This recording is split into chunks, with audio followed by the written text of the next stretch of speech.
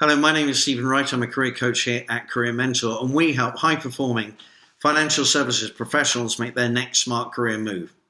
So if you're doing really well at your job and you've got a great market reputation, it is most probable that at some point you will get inbound calls, either from professional recruiters or perhaps directly from potential future employers. So how do you handle inbound calls? And in particular, what is the thinking and the preparation that you can do before getting those calls, which will help you avoid making perhaps regrettable career decisions? Well, I think there's a number of things to think about. Let's go through them now.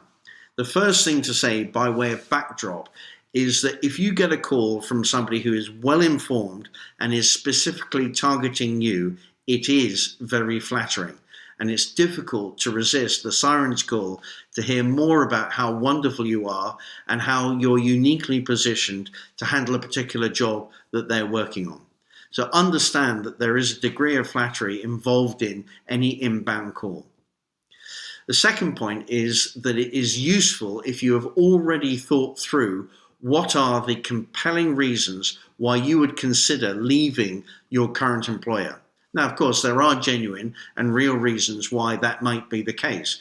Perhaps it's about promotion or progress or growth or whatever it might be. But ask yourself if those reasons that you have are real and genuine.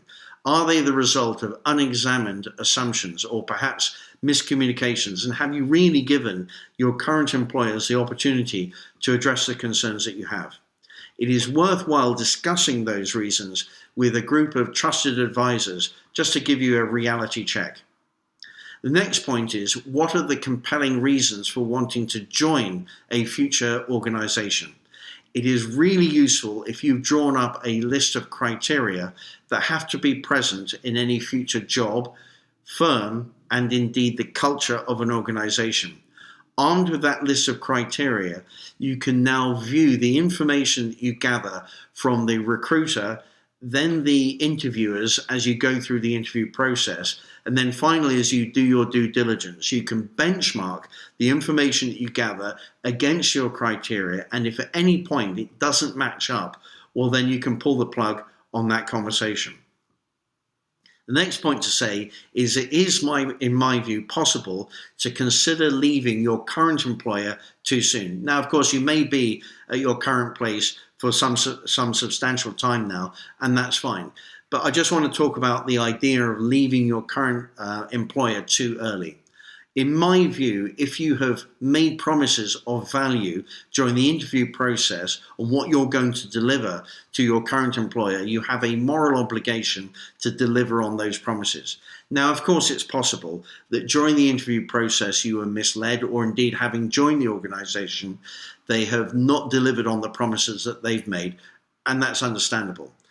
But all things being equal, you do have a moral obligation to see through and deliver on the things that you promised during the interview process. So it is possible to leave too early. Not only that, but I also believe that you have an obligation to those around you, especially if you're leading a small team.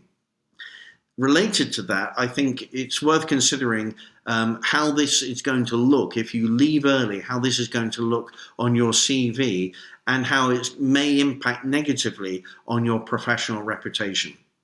Also, be aware that if you do engage with an inbound call and you do take up an interview process, be aware that this will distract away from your current job and your current focus of adding value to your employers now.